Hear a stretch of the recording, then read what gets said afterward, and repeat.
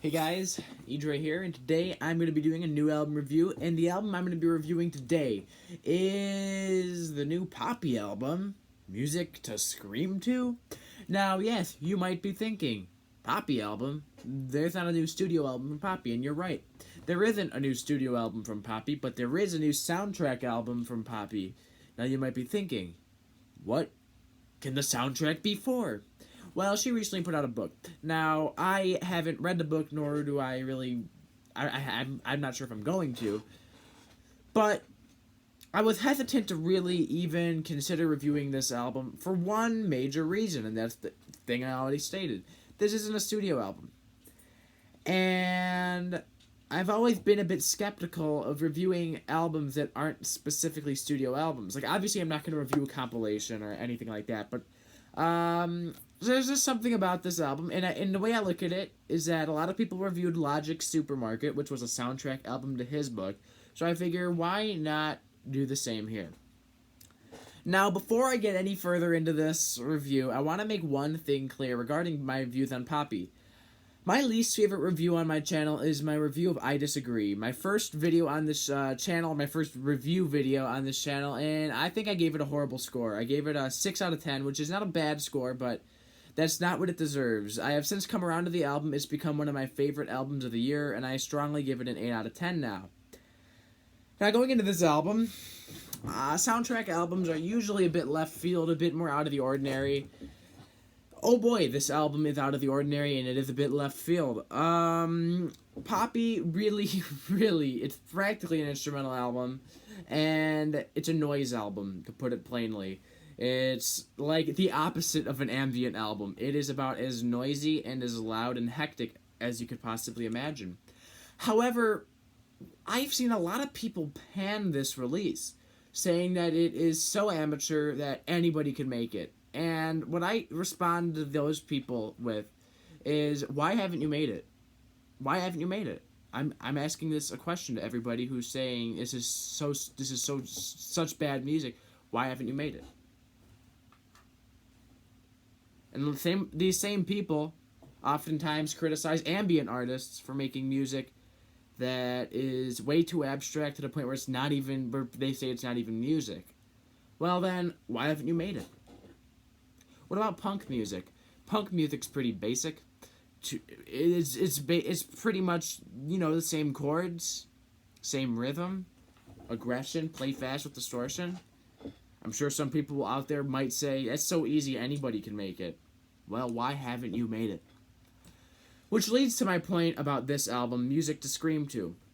First off, it's not a studio album. Therefore, Poppy didn't feel the desire, really, to make this into an accessible piece of music that, might be appealing to her audience. Because at the end of the day, this isn't one of the key parts of her discography. This is a soundtrack album. Secondly, the other thing is that it takes sometimes more creativity and more risk-taking to make an album so out there like this than it does to just make a conventional album that might just please the fans. And now I'm going to go into the reason why I, for the most part, try to defend this release and why I actually enjoyed it.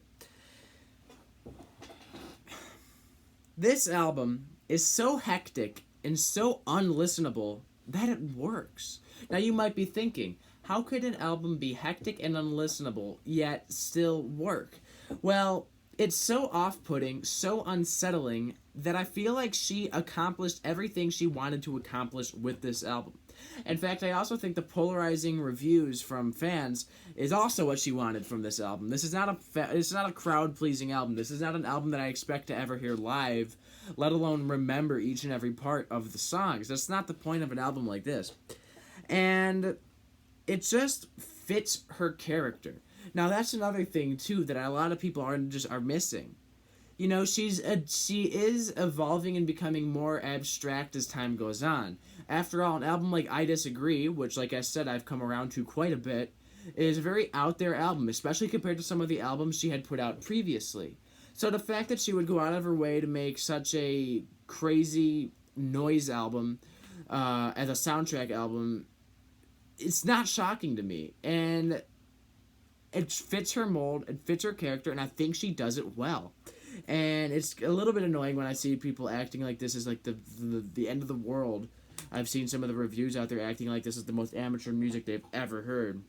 But it fits her character, and it fits her musical path, and this is a good stepping stone for her to transition into even more experimental music. In fact, I would love to hear her make some more experimental music.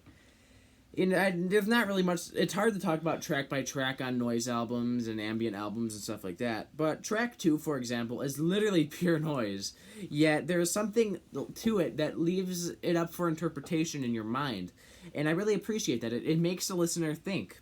And track 3 and 4 have this ominous white background noise throughout it, which sort of gives you a very unsettling feeling, with distorted screams in the background too, which sort of add to the album title and theme of the album. But it kind of left me. Now, is this the greatest thing I've ever heard? No, I'm not gonna go out here and start praising this thing as a musical magnum opus. But has it gotten a little bit too much criticism? Yes, it has. In fact, I view it like I view ambient albums. There's good ambient albums that leave a lot up to your mind, a lot up to your interpretation, that cause you to think a lot, even though it's very minimalistic. And I view noise albums a lot like that, because at the end of the day, ambient and noise cannot be further apart on the spectrum. But just like the horseshoe thing, there's a lot of similarities between it. Their lack of structure, all that. Lack of even melody.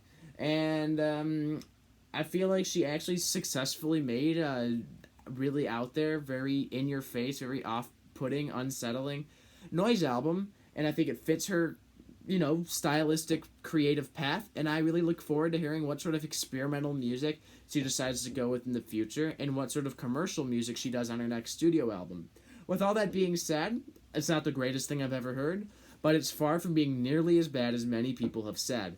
And I have settled on giving this soundtrack album, Music to Scream To, a light 7 out of 10, which is a good review. Anything above a 5 is good, anything below a 5 is negative. Now let me make one thing clear. Is this the kind of album I'm going to be sitting around listening to, memorizing? Probably not. These kind of albums, noise albums and ambient albums and any sort of abstract albums like that, that's not how they're meant to be listened to. They're not meant to be listened to like your typical pop album or your typical rock album. No, these are meant to be putting you on the edge of your seat, making you feel uneasy, making you think. And that is exactly what this album did. I liked it. Like I said, it's not my favorite thing I've ever heard in my entire life. I think that I've heard better noise albums. But Poppy did a fine job here, and I think that it just fits with her stylistic path, and I was left satisfied. Music to Scream To, 7 out of 10. Goodbye.